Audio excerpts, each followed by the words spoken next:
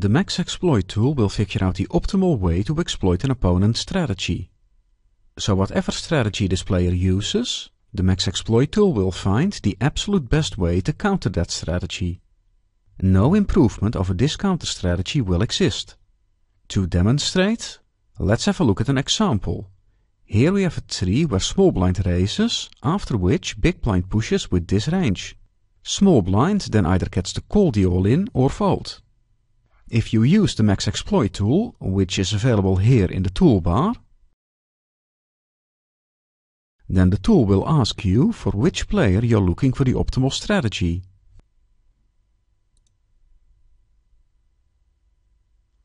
After that, it will do some calculations and then provide you with the best strategy for small blind. So if big blind pushes this range, then the best counter strategy for small blind is to raise with these hands and to call the all-in with these hands. No better counter strategy than this will exist for small blind.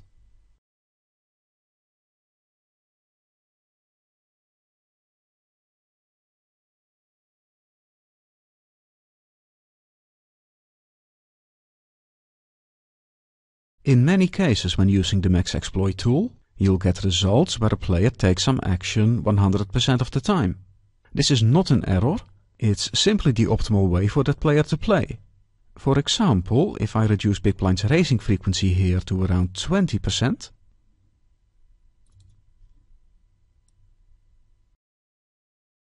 and use the max exploit tool,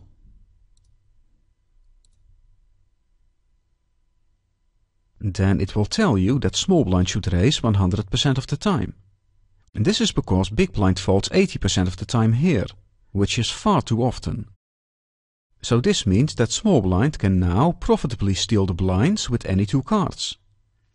So whenever the max exploit tool gives a result such as this, then it's because there's some sort of big leak in the strategy that villain uses.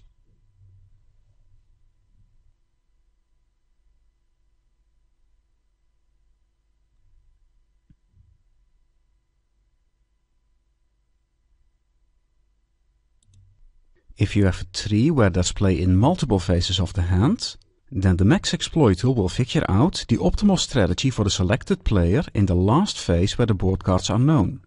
In the other phases, the play will be kept fixed for both players. So for example here, we have a known flop, while there's also play before the flop and also on an unknown turn. The max exploit tool will only figure out the optimal play on the flop. It will keep the play pre-flop and on the turn fixed for both players. And on the flop, it will only keep villain strategy fixed, while finding the optimal counter strategy for hero.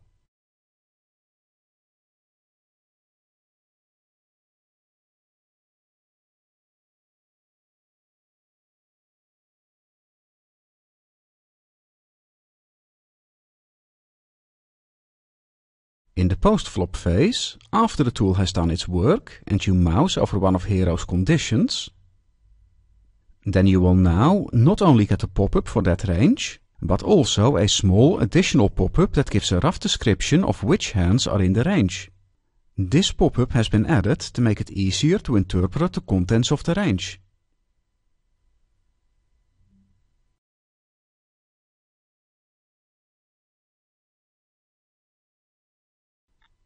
Please note that there are still -EV hands left in small blind's betting range, namely deuces through fours. This is because the software had to decide between assigning these hands to either the betting or the checking line. The reason it assigned these hands to the betting line is because they performed even worse for the checking line. So when you use the max exploit tool, it will simply figure out for every decision under which of the available actions a hand is best placed. It will not make up actions of its own. If you also want the tool to consider folding here, then you should simply add a fold action to the decision as well.